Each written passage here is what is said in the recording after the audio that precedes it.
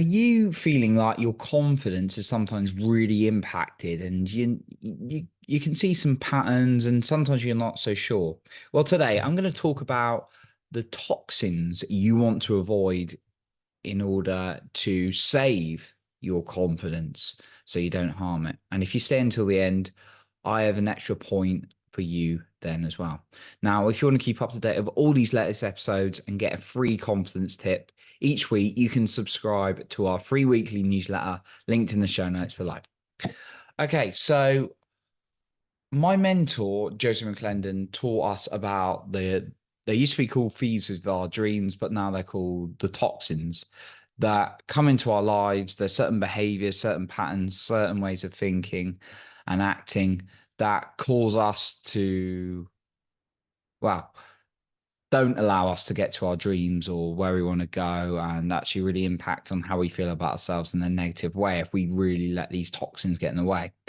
And when I started looking at them, I was like, wow, yeah, I'm challenged with that. And actually, what he says is that every single human being is challenged from these from time to time. Now, the degree of how many of these and how much they impact you is going to impact you. But it's what I'm going to say when I share them is we'll all be impacted them and we'll continue to be impacted some point in our life. But just by becoming aware of them and then acting and taking actions on them, you'll be able to move forward and further faster with things a lot better because like I say, we're all caught with fears, we're all caught with bad behaviors from time to time, but it's just the degree in which you stay there. Now, how does it feel when you're like caught in the same patterns again and again? If you're anything like me, it's not good. So let's look at these and let's get you aware of these and then moving forward. So I'll go through the list of these things you want to watch. The first one is imposter syndrome. This destroys your dreams, right? If you let it, because it can come up and it's I've heard lots of people talk about it different ways. Some people like it, some people I don't. Now, imposter syndrome is when you don't believe you're worthy or good enough to do something, right? And you're like, you do something like, oh, I shouldn't be doing this. I don't deserve this, right?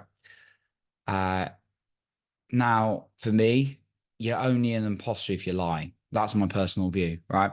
If you try something new and you're like saying you're new or starting out, you don't need to necessarily say every truthful thing about you or share things you don't need to share. But if you're like going out there and starting a business and you're like helping people make like this is a classic one, claiming to help people make 10K a month each month and you've not done it yourself, well, you're going to feel like an imposter because you kind of are. But if you're out there like helping people overcome a challenge that you've overcome a little bit, then all you got to tell them is you're just sharing your journey. You can only be honest. Honesty and being truthful really help move through imposter syndrome, right? Next one is procrastination, right? This procrastination is always fear, whatever it is. Now, I've heard people say, well, I procrastinate from doing my taxes or boring paperwork. That's still fear. That's just the fear of being bored or being uncomfortable, which is still a fear, right? So procrastination, how do you do that? Well, break it down smaller and set yourself and be a deadline and be very accountable to someone. The third one, self-doubt. This holds so much of us back. We're like, there's all this comparison, all these things. To overcome self-doubt, what I do is remind myself of my own greatness. I write down all the things that I've achieved, and I like to go and read and review that list regularly and really feel those things. Fear of failure. Well, for this one, look at anyone who's achieved anything. They failed multiple times. So you just need to remind yourself of that. And any time where you kept failing in life in an area and yet you did it. For example, if you're blessed enough to walk, you probably failed at doing that many times until you did, right? Um, Maybe you failed your driving tests, or maybe you failed to be good at first. Like maybe you failed like something and then you overcame it, right? So the next one, fear of success. This is another challenge. People are scared of changing or what others are going to think. Now, in order to develop this, you need to really work on a relationship with yourself. So if you're fearful of success, you need to really tell yourself and drive in at a deeper level that you are worthy of success. The next one, fear of rejection, huge one for human beings, right? So if you want to work through this one, again, it's about working with the relationship in yourself, telling yourself some amazing things, because if you can't reject yourself, nobody else can reject you, because you can only be rejected when you let that feeling come in. And a practical thing to do is actually just go out and say hello, good morning to someone. Be in somewhere where you're going to get rejected later, because when we avoid it, our brains like think it's life or death. But when it actually happens, it then teaches our brain it's not life or death, depending on how you respond to it.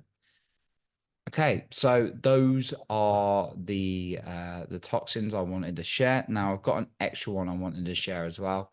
Just before that, I want to mention that if you want to keep up to date of all the latest episodes and never miss any, you can subscribe to our free weekly newsletter in the show notes link below.